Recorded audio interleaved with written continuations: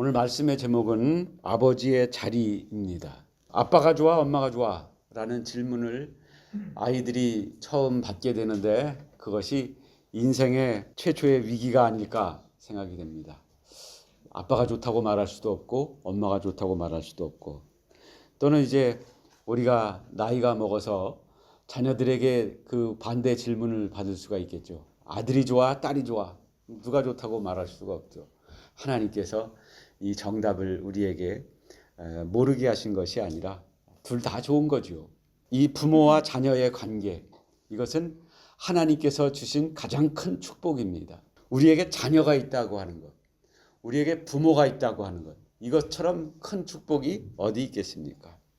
그런데 성경에는 위대한 아버지들의 이야기도 많이 나오지만 그 뒷면에 보면은 아버지들의 미숙한 실수로부터 아주 큰 불행이 시작되는 내용들을 볼 수가 있습니다. 그래서 위인들의 실패 사례를 대표적인 것 몇 가지를 적어봤는데요. 제일 먼저 이 아브라함과 이삭과 야곱의 집안, 성경에서 가장 명문 가문이라고 할 수 있는 이 집안에도 나쁜 내력이 하나 있었는데 그것은 편애였습니다. 아브라함은 먼저 낳은 아들 이스마엘, 그리고 나중에 낳은 이삭이라고 하는 그 아들이 있었는데 이삭을 편애하여 이스마엘과 그 엄마 하갈을 너무나도 서운하게 내쫓아 버렸잖아요. 이것을 통해서 오늘날에도 그 앙금이 남아있는 아랍과 이스라엘의 관계가 되었습니다. 아브라함 이전으로 올라가 보더라도 아담도 실패한 아버지의 모습이지만 그 후대에 노아의 경우도 보면은 노아와 롯이 공통적으로 아버지의 실수의 원인이 되었던 그 물질이 뭐예요? 술이에요. 그 술 때문에 아들들에게 실수를 해서 아주 나쁜 결과를 가져다 주었습니다. 그 다음에 야곱의 사례를 보면은 이제 더 구체적으로 아버지가 자녀들의 잘못에 대하여 어떤 책망도 하지 않아서, 그 사건들이 일어났을 때 적절하게 조치를 취하지 않아서 어떤 일들이 일어났는지를 우리가 살펴보고자 합니다. 야곱이 바단 아람에서 돌아와 가지고 세겜에서 정착하여 살고 있을 때 디나가 세겜 사람의 족장 세겜에게 성폭행을 당했습니다. 그런데 그 일에 대하여 아버지로서 아무런 조치도 하지 않고 그저 목축하러 나간 아들들이 돌아오기만을 기다리고 있습니다. 목축기라고 하는 일은 아침에 나가서 저녁에 돌아오는 일이 아니잖아요. 한번 나가면은 며칠 만에 돌아올 수도 있고 심지어 한 달 만에 돌아올 수도 있는 그런 일이 있었습니다. 그러나 아들들이 돌아와 가지고는 이것을 원수를 갚는다고 속임수를 해서 세겜 족속들을 아주 멸종을 시켜버렸어요. 그랬더니 아버지가 하는 말이 이 땅 주민들에게 악취를 내게 하였다. 이렇게 하면서 걱정을 하고 그리고 베델로 올라가는 장면이 창세기 34장에 나옵니다. 그 다음에 야곱이 그 가정 안에 어떤 한심한 일이 있었느냐 하면은 아버지의 첩 비라가 있었는데 장남이 아버지의 첩을 동침을 했어요. 그런데 그것에 대해서 아버지가 뭐라고 어떻게 징계를 했는지에 대해서 아무 내용이 성경에 나오지 않습니다. 그것에 대해서 그저 훗날에 죽기 전에 유언으로만 그 장남을 저주하는 것으로 그 징계를 대신합니다. 그리고 창세기 37장에 보면은 야곱이 가장 아끼던 아들 요셉, 그리고 베냐민, 요셉과 베냐민을 야곱이 특별히 아낀 이유는 그가 4명의 아내 중에서 가장 사랑했던 아내가 그 엄마 라헬이었기 때문이잖아요. 그런데 이 10명의 형들이 요셉을 죽이려고 그러다가 겨우 유다의 중재로 그저 팔아먹는 것으로 마무리가 되었잖아요. 이것조차 사실은 아버지의 편애에 대한 아들들의 복수극이었다고 우리가 보지 않을 수가 없습니다. 사사시대로 넘어가서 보면은 가장 유명한 사사, 우리가 잘 알고 있는 사사가 기드온이라고 할 수 있을 텐데요. 기드온은 많은 첩을 두었고 그 첩의 아들 중에 하나인 아비멜렉이라고 하는 자가 아버지의 돌아가신 후에 70명의 형제들을 다 죽여버리고 자기가 이 사사시대에 하나님이 세우지도 않은 왕이 되겠다고 해서 아주 나라를 풍비박산 나게 만들었던 인물입니다. 그 이후에 백성들은 바알 숭배로 돌아서게 되었습니다. 똑같이 사사입니다. 엘리 사사의 경우에 이제 제사장을 겸하고 있었는데 엘리의 아들들이 행실이 나쁘다고 하는 것, 이것은 만방에 알려져 있던 일이었습니다. 그들은 차마 입에도 담을 수 없을 만큼 추악한 하나님의 제사를 능멸하고 제물을 멸시하는 그런 행동을 했습니다. 그런데 엘리가 그 아들들에게 한 말은 내 아들들아 그리하지 말라. 이 말 정도였습니다. 그리고 나서 하나님께서는 사무엘상 2장 29절에서 네가 아들들을 나보다 더 중히 여겼다 이렇게 책망을 하십니다. 그리고 나서 이제 너는 네 후대가 제사장이 되지 못할 것이다. 네 아들들은 하루아침에 죽임을 당할 것이다. 너도 같이 죽을 것이다. 이런 징계를 하나님께로부터 받았습니다. 이것이 제사장이었던 엘리가 경험했던 실수였었고 그리고 하나님으로부터 받은 징계였습니다. 그 엘리 제사장에게로부터 나쁜 사례를 보면서 자랐던 사무엘은 어떻게 보면은 흠결이 거의 발견되지 않는 사람이라고 우리가 알고 있습니다만은 그가 그 아들들을 객관적인 시각으로 평가하지 못하고 아들들이 뇌물을 받고서 재판을 굽게 했음에도 불구하고 그런 아들들을 내 아들들이니까 사사로 세워야지. 그래가지고 사사를 세웠더니 백성들이 반발을 했습니다. 그래서 사사시대에 사사들을 통한 하나님의 통치, 이것은 신정국가라고 할 수 있는데 이제 백성들이 하나님이 다스리는 거 다 필요 없어요. 우리도 이웃 나라들처럼 왕이 있어야 되겠어요. 왕이 책임지고 전쟁을 수행하고 이웃 나라들과 앞서 나가서 싸우면 그게 더 좋겠어요. 그래서 이제는 신정 통치가 끝나고 왕정 시대가 시작되는 빌미를 누가 주었느냐? 사무엘이 주었다 하는 것입니다. 그 다음에 이제 다윗의 사례로 보면은 우리가 성경에서 가장 위대한 신앙인으로 왕이면서도 하나님 앞에 철저한 예배자로 살았던 다윗에 대하여 존경할 것이 훨씬 더 많지만 그가 가정사에 있어서는 참 아버지로서 실패했었던 사람이라고 하는 것을 우리가 여러 가지 증거를 볼 수가 있습니다. 다윗의 첫 번째 아들은 암논입니다. 이 아들은 자기의 이복 여동생 다말을 성폭행했습니다. 그리고서 창녀처럼 쫓아내버렸습니다. 두 번째 아들은 길르압입니다. 길르압은 어려서 죽은 것 같습니다. 그렇기 때문에 출생에 대한 이야기만 나오지 그에 대한 자세한 내용은 하나도 기록된 것이 없습니다.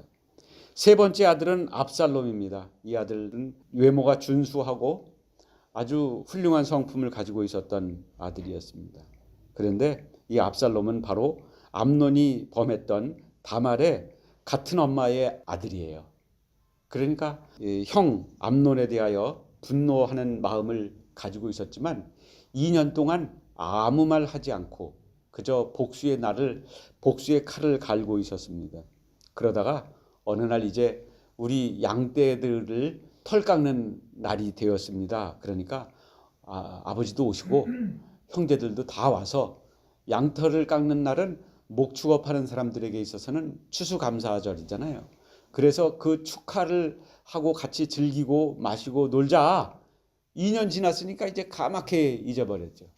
그래가지고는 그 자리에 온 암논을 죽여버립니다. 복수가 이제 종결되었죠. 그리고 나서 아버지를 피해가지고 자기의 외가로 도망을 갔습니다. 외가가 그 주변에 이스라엘 주변에 있던 그술이라고 하는 부족 국가였었는데 그곳에 그술왕 달메의 집으로 이제 도망을 가가지고 거기서 4년을 기다리고 있습니다. 아버지 돌아가시면 돌아가야지 뭐 이러고 있었을 거예요. 근데 아버지가 그 아들에 대하여 뭐 잡아와라 이 녀석을 내가 벌을 줘야 되겠다 뭐 그런 것도 아니고 그저 아들을 그리워해. 이제나 돌아올까 저제나 돌아올까 그러면서도 그를 다시 데려올 생각을 하지 않고 징계할 생각도 하지 않아요. 그러던 중에 이제 요압이 술수를 써가지고 요압 장군이 왕이 그 아들 압살롬이 그렇게 형을 죽인 것에도 불구하고 그를 그리워한다고 하는 것을 알고 그를 아무튼 계책을 써가지고 아버지가 이제 아들을 데려오게 합니다. 그런데 데려왔는데 2년이 지나도록 그 아들을 아버지가 만나주지를 않네. 그러니까 이 압살롬이 요압 장군의 보리밭에다가 불을 쏴질러 버려. 그랬더니 요압이 너 미쳤냐? 왜 이렇게? 요압이 사실은 다윗과 이종사촌 관계거든요. 그러니까 그 조카죠, 압살롬이. 그러니까 압살롬이 요압을 재촉해가지고 나를 왜 데려왔어? 이렇게 아버지가 만나주지도 않을 거면 왜 나를 예루살렘으로 돌아오게 했냐고 그렇게 따지니까 아버지가 그를 만나줍니다. 그래서 만나가지고는 무슨 책망을 하는 게 아니고 그를 얼싸안고 내가 너를 얼마나 그리워했는지 알아 이 자식아? 너 왕의 자리를 이어줄 아들이잖아. 암논도 죽었고 길르압은 어려서 죽었고 네가 세 번째 아들로서 왕이 되어야지. 뭐 이런 식으로 그의 그 격한 사랑을 표현하는 것으로 징계를 대신해요.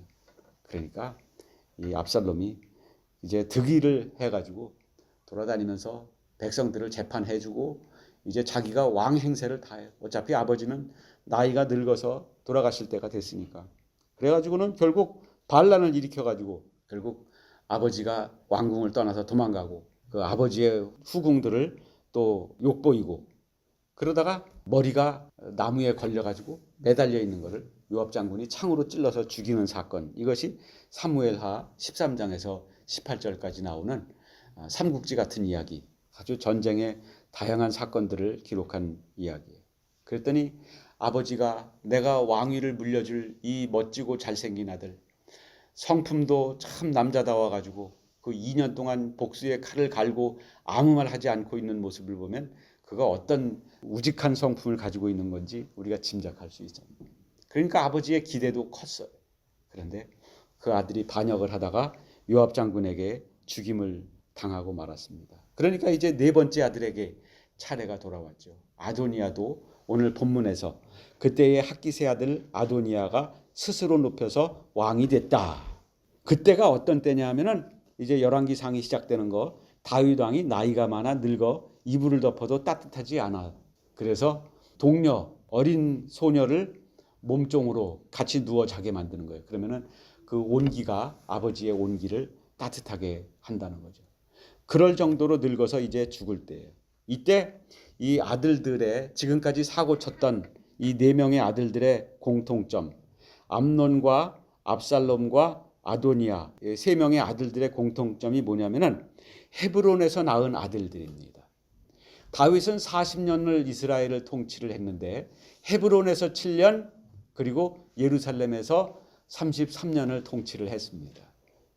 그러니까 헤브론이 초기예요? 예루살렘이 초기예요? 헤브론이 초기죠. 첫 7년을 헤브론에서 다스렸는데 그때 어떤 일이 있었느냐 하면은 사울의 추종자들이 사울이 죽었음에도 불구하고 사울의 첩의 아들들을 왕으로 세워서 우리나라를 세울 거야. 우리는 다윗을 우리의 왕으로 인정할 수가 없어. 우리 베냐민 지파가 중심이 돼서 사울의 나라를 다시 세울 거야. 후백제 후고구려처럼. 그렇게 독립전쟁을 하던 그때였습니다. 그러니까 이때에 낳은 아들들은 아버지가 너무 바빴어요. 내전을 치르다 보니까 얼마나 바빠요. 여기서 전투 저기서 전투. 그러다 보니까 이 아들들에 대하여 교육을 제대로 못 시켜서 이렇게 아들들이 어떻게 하나같이 왕위를 물려주기로 철석같이 기대하고 있었던 암논과 압살롬과 아도니아 이 아들들이 잘 생겨가지고 그냥 누가 보더라도 탐스러운 아들들이었는데 아버지를 반역하고 심지어 가정 내에서 있을 수 없는 일을 저지르고 형제를 죽이고 이러는 비극적인 일들이 다윗의 집안에 계속해서 일어나고 있었어요. 아도니아가 이렇게 스스로 높여서 왕이 되었다고 그러는데 그렇게 될 수 있었던 그 배경에는 7절 말씀이 있습니다. 아도니아가 스루야의 아들 요압은 국방부 장관입니다. 다윗에게 그 많은 전쟁에 승리를 안겨준 국방부 장관이에요. 그가 아도니아의 뒷배가 되었습니다. 그 다음에 제사장 아비아달과 모이하니 그들이 따르고 도왔다. 여러분 국방부 장관하고 대제사장이 나를 지지해주면은 이건 쿠데타 성공이 보장된 거죠. 그래가지고 그냥 아무 어려움 없이 스스로 왕이 됐어요. 너무나 자연스럽습니다. 왜냐하면 아버지가 너무 늙어서 이제는 이불을 덮어도 뜨뜻하지 않은, 돌아가실 날이 멀지 않은 그런 상태인데, 기골이 장대하고 많은 사람들에게 영향력이 있는 이 아도니아가 이제 위에 형들 다 죽고 없고 이제 자기가 실질적인 제일 장자니까 누가 보더라도 이게 이상한 일이 아니라고 생각될 수 있어서, 이들의 이 공통점, 이 위에 나오는 이 표에 나오는 모든 사고를 저질렀던 사람들의 공통점은 아비의 징계가 없었다고 하는 거예요. 아비의 권위가 없는 거예요. 여러분, 권위가 있는 사람은 그 아래 사람들이 그냥 무서워하는 것이 아니고 그를 존경하는 마음이 같이 있는 것입니다. 그렇기 때문에 권위가 있는 사람에게는 자발적으로 순종을 하게 되어 있습니다. 근데 이 아버지들은 그런 아버지들이 되지 못했어요. 이들은 밖에 나가서는 족장이고 왕이고 사사이고 제사장이었습니다. 참 능력 있고 나라를 위해서 위대한 일을 한 사람들이었습니다. 참 멋있는 국가의 지도자들이었는데 아버지로서는 부족했습니다. 그 원인은 뭐냐면은 바깥 일에 너무 바빠서 자녀들을 교육하는 일에 힘을 쓰지 못한 것입니다. 그리고 자녀와 친하지 않은 거예요. 권위를 가지는 부모는 자녀들과 친하지만 자녀들이 함부로 하지 못하는 부모입니다. 친할 때는 친하지만 무서워할 때는 무서워하는 것. 이 두 가지가 같이 있을 때 우리는 그 사람이 권위가 있다 이렇게 말하는 것입니다. 3번에 보시면은 쉐마 교육에 대해서 우리가 배워야 할 것. 쉐마 교육을 우리는 유대인의 교육이라고 하는데, 유대인의 교육 그러면은 사실 이스라엘의 반쪽이거든요. 이스라엘이라고 그래야 이스라엘 전체죠. 이스라엘 사람들의 교육의 근거가 뭐냐면은 신명기 6장 5절입니다. 참고 5절 두 번째죠. 이건 아버지들에게 주신 하나님의 말씀이에요. 아버지들에게 자녀 교육을 이렇게 해라라고 주신 말씀입니다. 너는 마음을 다하고 뜻을 다하고 힘을 다하여 네 하나님 여호와를 사랑하라. 네가 먼저, 아버지가 먼저 전인격으로, 말로만 말고 행동과 실천으로 하나님을 사랑하라. 그 다음에 6절에 오늘 내가 네게 명하는 이 말씀을 너는 너의 마음에 먼저 새기고 그리고 나서 네 자녀에게 부지런히 가르치는데 시간이 날 때만 하는 게 아니고 언제든지 이 말씀을 가르치고 강론해라. 이렇게 아버지들에게 신앙교육을 그 책임을 맡기고 있습니다. 그래서 말씀을 가르치는 것은 이론 교육으로 다 되는 것이 아니고 실천으로 모범을 보이는 것이 마땅하게 뒤따라야 하는 것입니다. 아버지의 실천을 저는 펌프의 역할과 같다고 한번 비유를 생각해 보았습니다. 아버지의 실천은 펌프와 같아요. 물을 저지대에서 고지대까지 어떻게 옮길 수가 있겠어요? 그것은 펌프가 있어야죠. 펌프가 가운데에 끼어 있으면은 물이 낮은 강에서 높이 있는 논밭으로 끌어올릴 수가 있습니다. 에너지가 생긴 거죠.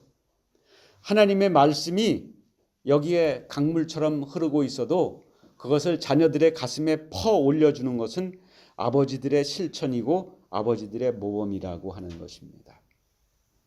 저희 아들이 운전면허를 따게 되는데 가르쳐주고 싶은 게 얼마나 많아요. 이럴 때는 이렇게 해라, 저럴 때는 저렇게 해라. 그래가지고 겨울에 차 안에 성에가 끼면은 어떻게 해라, 뭐 이게 가르쳐줬어. 운전하다가 성에가 꼈는데 손으로 닦으면서 운전할 수는 없는 거죠. 그래서 앞에 유리창에 성에가 끼면 어떻게 하라고 그랬더니 서슴지 않고 아빠에게 전화하면 돼요. 그러더라고요. 웃기자고 한 말이죠. 자녀에게 부모가 가르쳐주고 싶은 것이 얼마나 많습니까? 또 이제 딸 가진 부모들은 그렇게 애지중지 기르던 딸을 시집 보내는 이제 결혼식 날이 내일이라 그러면은 오늘 저녁에 그 딸에게 해주고 싶은 이야기가 얼마나 많이 있겠습니까? 이럴 때는 이렇게 해야 된다. 저럴 때는 저렇게 해야 된다. 그것이 우리의 삶에, 부모의 삶에서 모범이 보여질 때는 펌프와 같은 역할이 돼서 높이 있어도 자녀들의 가슴에까지 그 말씀이 전달될 수 있을 것입니다. 그것이 쉐마 교육의 원리인 것입니다.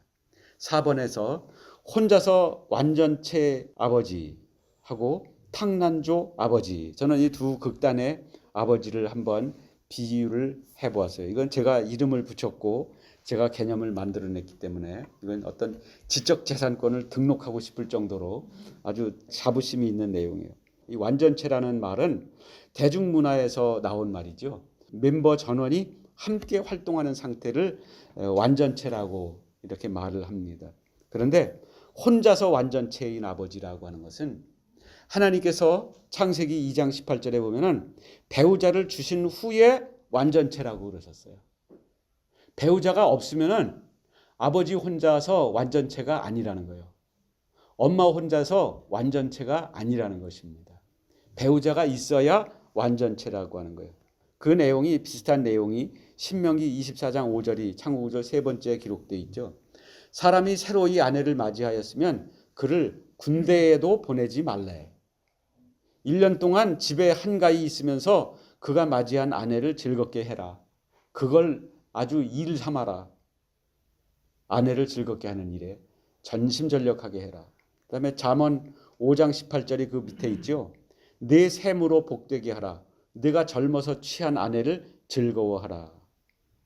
전도서 9장 9절은 기록되어 있지 않는데요. 내 헛된 평생의 모든 날, 곧 하나님이 해 아래서 네게 주신 모든 헛된 날에 네가 사랑하는 아내와 함께 즐겁게 살지어다. 그것이 네가 평생에 해 아래서 수고하고 얻은 네 몫이니라.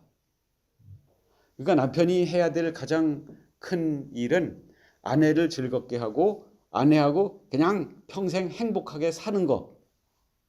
어떻게 보면 돈 벌어오는 것보다 그것이 먼저다 하는 것입니다. 돈이 있으면은 돈을 잘 벌어오면은 그게 훨씬 쉽기는 하겠지요. 그렇지만 순서를 따지자면 돈보다는 진심으로 아내를 사랑하는 것이 하나님이 주신 분복, 나에게 주신 몫이고 축복이라는 말씀입니다. 그렇기 때문에 아버지들이 빠지기 쉬운 착각은 혼자서 완전체라고 생각하지 말라는 거예요. 어떤 사람이 이런 착각에 빠지기 쉬울까요? 돈 잘 벌어오는 남편이 이런 착각에 빠지기 쉬울까요? 돈 못 버는 남편이 이런 착각에 빠지기 쉬울까요? 잘 버는 사람이 이런 착각에 빠지기가 쉬울 거예요. 잘 벌어본 적이 없기 때문에 저는 잘 모르겠습니다만은 돈을 잘 벌어오면은 그냥 만사가 다 돈으로 거의 돈으로 귀신도 부린다는데 사람을 못 부리겠어요. 돈으로 웬만한 게 다 되잖아요. 그러니까 나는 완전체다 이렇게 생각하지만 천만의 말씀입니다. 아내가 옆에 붙어 있어야 완전체입니다. 그 완전체인지 아닌지를 평가하는 것은 자녀입니다.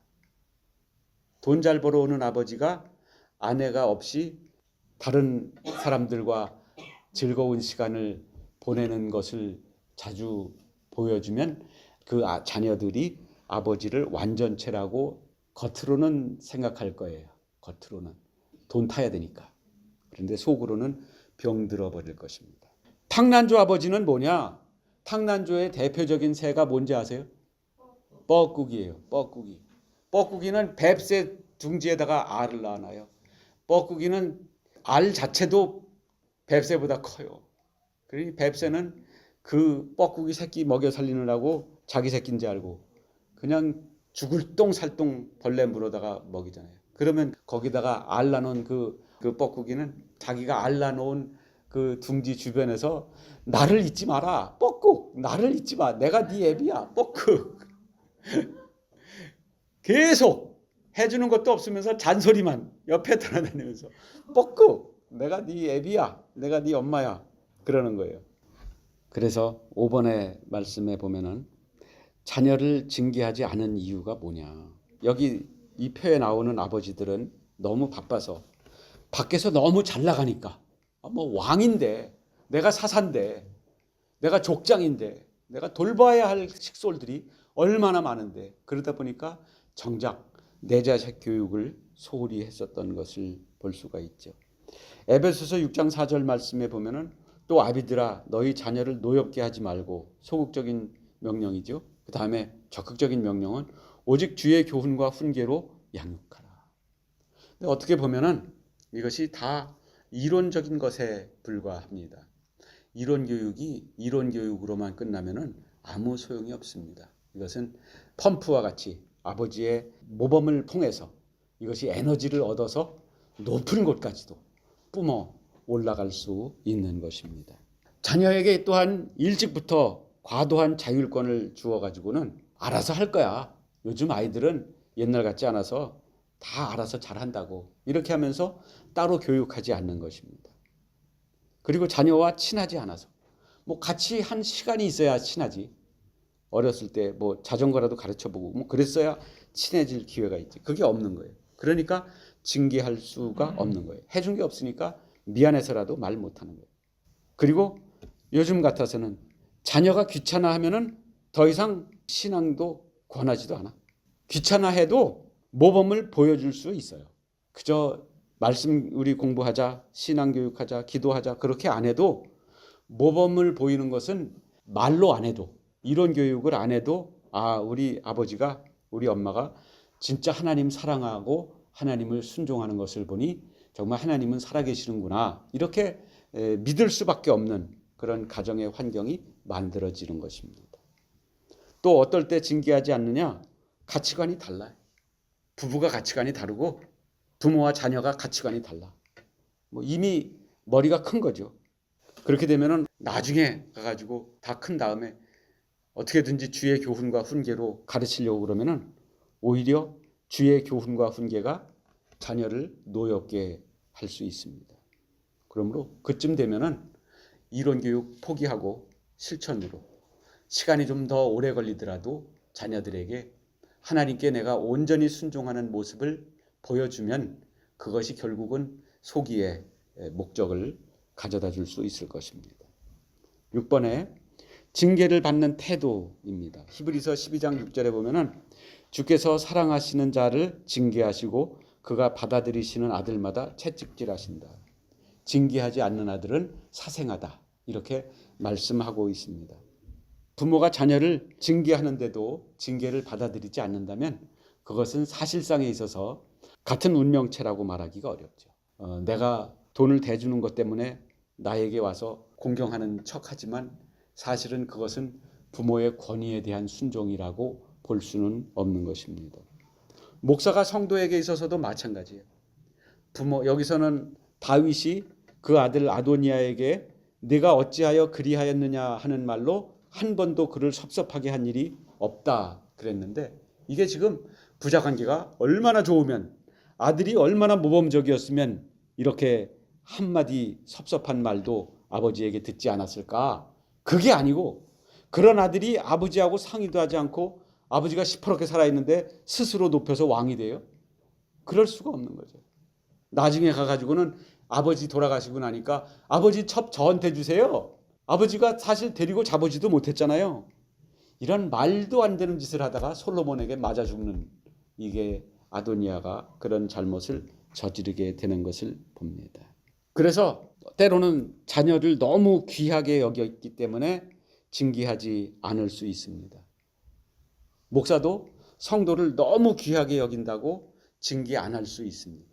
그리고 또 어떤 경우에 징계를 하지 않느냐? 혼자서도 완전체라고 착각하는 사람들에게는 징계할 수 없습니다. 배우자끼리도 마찬가지고요. 자녀에게도 마찬가지고. 자녀가 자기 스스로를 나는 완전체야. 부모님 연세 드셔가지고 고리타분해. 내가 오히려 가르쳐 드릴게요. 요즘은 이렇게 하셔야 돼요. 부모들이 오히려 자녀에게 배워야 할지도 몰라. 그런 자녀들은 스스로 혼자서 완전체라고 생각하는 거죠. 완전체라면은요, 증명할 수 있어야 돼요. 완전체는 혼자 있어도 부족한 것이 없어야 합니다. 외롭지도 않아야 되고요. 돈만 잘 버는 거 말고 혼자 있어도 심심하지도 말아야 되고 외롭지도 말아야 돼요. 그래야 완전체라고 할 수 있어요. 그런데 혼자 있을 때 꼭 어디 가서 다른 데 가서 꼭 위로를 받으려고 그래. 집에서 아내에게 위로받고 남편에게 위로받고 자녀에게 위로받고 교회에서 같이 교우들끼리 위로받고 그래야 되는데 다른 데 가서 위로를 받으려고 그래. 그러니까 이것은 집에 와가지고는 완전체 행세를 해. 그러면 안 되는 거예요. 나는 부족한 사람이다라고 하는 것을 드러내고 집에서 그것을 충족을 받아야 이 사람이 밖에 나가서 왕도 되고 족장도 되고 제사장도 되는 거지, 그저 하나도 충족된 것이 없으면서 그저 돈이라고 하는 거 그 하나, 그저 이 아도니아처럼 허우대가 좋다고 하는 거 그 하나, 많은 사람들이 그래도 나를 뒤돌아본다고 하는 그거 하나, 그거 가지고서 자기가 완전체라고 생각을 하면은 누구의 징계도 받지 못할 것이고 누구의 도움도 받지 못할 것이고 누구도 그에게 힘이 되어줄 수가 없는 것입니다. 결론적으로 말씀드립니다. 그림을 하나 만들었는데 이 그림을 좀 한번 설명해 보실래요? 이 세 마리의 새가 관계가 뭐 같아요? 가족 같지 않아요? 밑에 있는 새는 뭘까요? 엄마. 가운데 새는 애기. 그 위에 새는 아버지. 그래서 이 그림이 참 너무 자연의 사진이지만 얼마나 아름다운지 모르겠어요. 각자 자기의 자리에 있지요. 아버지의 자리가 있고 엄마의 자리가 있고 새끼의 자리가 있어요. 이 그림은 우리에게 있어서 셋이 함께 있으니까 이것을 우리가 어떻게 보면 새의 평생에 있어서는 완전체라고 할 수 있어요. 이렇게 셋이서 같이 있으면 두려울 게 없고 아쉬울 게 없어요. 지금 외부 환경은 비가 내리고 있어요. 그렇지만 아버지 날개가 가려주면 얼마나 가려주겠어요. 그래도 가려주겠다는 거야. 내 역할을 하겠다는 거야.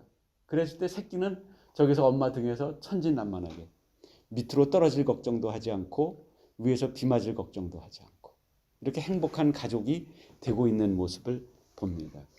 여러분, 아버지의 최고의 선물은 뭐라 그래요? 아버지의 최고의 선물은 자녀에게 어머니의 초능력을 선사하는 것입니다. 지난주에 말씀드렸죠. 아버지가 있으면 잘 먹고 잘 살 수 있지만 엄마가 있으면 굶어 죽지는 않는다. 위기에는 아버지의 역할보다 어머니의 역할들이 더 많이 여러 가지 위인들의 이야기 속에서 우리가 찾아볼 수 있는 사례들입니다. 아버지의 최고의 선물은 그 엄마를 자녀에게 선물하는 것입니다. 봐라, 이제부터 네 엄마 늙었으니까 젊고 이쁜 이 아줌마가 네 엄마다. 더 좋네요. 아유, 아버지 더 좋아졌어요. 그게 아니에요. 늙고 쪼그라들었어도 이분이 네 엄마다. 내가 이분과 함께 사는 것이 내 인생의 최고의 복이다. 라고 성경에서 말씀하신 대로 내가 이 엄마를 대우한다. 그런 모습을 보일 때 자녀는 이 세상을 차지할 수 있는 사사도 될 수 있고 왕도 될 수 있고 제사장도 될 수 있는 거예요. 남편이 벌이를 못해도 상관없어요. 아내가 먹여 살릴 수 있어요. 물론 돈을 잘 벌어오면 아버지의 권위를 찾는 거에 훨씬 도움이 될 수도 있어요. 그렇지만 그것이 우선순위에 있어서 필수는 아니라고 하는 거예요. 가정들이 온전해지기 위해서는 아버지가 그 아내를 사랑하고 자녀들에게 정말 아버지가 가지고 있는 것이 능력이라면 엄마들이 가지고 있는 것은 초능력이에요. 그것을 제자리에 있게 해주는 것. 엄마가 웃게 해주고 엄마가 춤추게 해주는 것. 엄마가 한가하게 그림 그릴 수 있고 엄마가 한가하게 노래 부를 수 있는 짬이 있다고 그러면은 그 가정에서는 아, 우리 엄마가 노래할 여유가 다 있네. 우리 엄마가 그림 그리고 수놓을 여유가 다 있네. 그 마음이 하루 종일 그거 할 수는 없지만 엄마가 춤추게 해주는 그런 아버지를 자녀들은 권위자로 인정하지 않을 수가 없습니다. 그 아버지는 그저 친하기만 한 아버지가 아니고 그저 무섭기만 한 아버지가 아니에요. 그것이 균형이 다 있어서 정말 그 가운데에서 자녀들이 저 새의 모습과 같이 아래로도 안전이요 위로도 안전이 그런 삶을 살 수 있게 될 것입니다. 저는 이제 이 설교로 5편의 가정의 달 설교를 마무리합니다. 저 나름대로 가정에 대해서 새롭게 배우는 시간이 되었습니다. 여러분들에게 불편한 내용이 있었을지라도 이것은 하나님이 주시는 말씀으로 여러분들이 받아들이실 때에 이것이 우리의 가정들을 바로 세우는 놀라운 밑거름이 될 줄로 믿습니다. 이제 왕이 되려고만 하지 말고 먼저 아버지가 되십시오. 먼저 아버지가 될 때에 그 아버지는 초능력의 엄마를 아내를 거느리게 될 것이고 그 가정은 남편이 돈을 잘 벌건 못 벌건 상관없이. 제가 일부 예배 때 한번 물어봤어요. 남편이 참 열심히 사는데 돈은 잘 못 벌어. 그러면 당신이라도 나가서 가족을 부양하겠습니까? 그랬더니 이구동성으로 그렇게 하겠다고 그랬어요. 여기서도 한번 물어봐야지. 어머니들이시여. 전제는 있어요. 남편이 열심히 일을 하는데도 돈 벌어오는 것이 만족스럽지 못하면 여러분들이라도 나서서 가족을 부양할 의향이 있습니까? 네. 그러면은 여기서는 자존심 싸움 할 거 하나도 없어요. 뭐 아내가 남편보다 돈을 더 벌어오면은 남편의 권위가 사라지나, 그런 거는 이상한 나라의 이야기고, 건전한 하나님의 말씀 가운데 세워진 교회는 아버지가 아무리 돈을 잘 벌어와도 혼자서 완전체가 아니고, 엄마가 아무리 능력이 있어도 아버지를 무시할 만한 완전체가 아니고, 엄마 아빠가 함께 있을 때 완전체가 되어 자녀들에게 정말 가장 행복한 가정을 선물할 수 있다고 하는 거. 그래서 아버지가 선물할 수 있는 가장 큰 선물은 행복한 엄마, 초능력자를 자녀들에게 선물하는 것입니다.